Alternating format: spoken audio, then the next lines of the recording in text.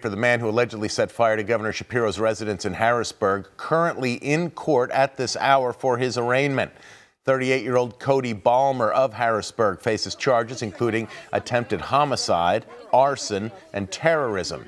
Investigators say he created 2 Molotov cocktails early Sunday morning, scaled a fence at the governor's residence, broke 2 windows with a hammer, threw the Molotov cocktails inside, and then entered the building. That attack happened just hours after the governor and his family observed the first night of Passover. Balmer reportedly surrendered to police and admitted to the crimes. According to court documents, he's been arrested before for assault and forgery. Today, we heard from Harrisburg firefighters who responded to the flames at the governor's residence. The chief telling reporters at a news conference that fire moved quickly. Newswatch 16's Stacey Lang joins us now with more on that. Stacey. Yes, Scott, the Harrisburg fire chief describing today what he and his department were up against early yesterday morning as the governor's residence burned. The chief said they had a feeling pretty quickly it was arson. Firefighters say all this damage took less than a minute to cause.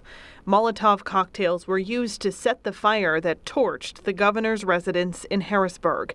Fire Chief Brian Enterline says a door is to thank for preventing even further damage. Luckily for the governor and his family, there were doors closed between that main portion of the ballroom and the hallway that leads to the main and master staircase going to the second floor. It would have been a totally different fire and a totally different outcome, most likely, had that door not been closed.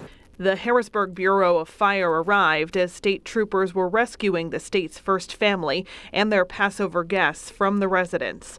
Chief Enterline says about 25 people were inside and all got out safely. Firefighters had the feeling pretty quickly that they were dealing with arson because of how rapidly the flames spread. The Molotov cocktail is no different than a gun. When I got that Molotov cocktail in my hand, I know at the end of the day, I'm going to create damage, destruction, and probably going through the terrorist's mind was, I want to kill somebody, right? So it's no different than that gun when I'm holding somebody up to steal their money. The fire department had the flames under control in a half hour, but the arson had already done significant damage. Enterline estimated repairs could cost millions of dollars, but the chief was most bothered by the human toll. This was a personal attack on the governor of the Commonwealth of Pennsylvania. We got to put politics aside and understand, again, at the end of the day, what I said, the governor was human at 2 o'clock on Sunday morning, just like every one of us is human, and that's that bond that we have. And when we attack each other, we get absolutely nowhere. The chief said state police arson investigators were called in almost immediately, and the fire department is pulling surveillance video from cameras on their trucks to help with that investigation. Scott, back to you. Stacey, thank you.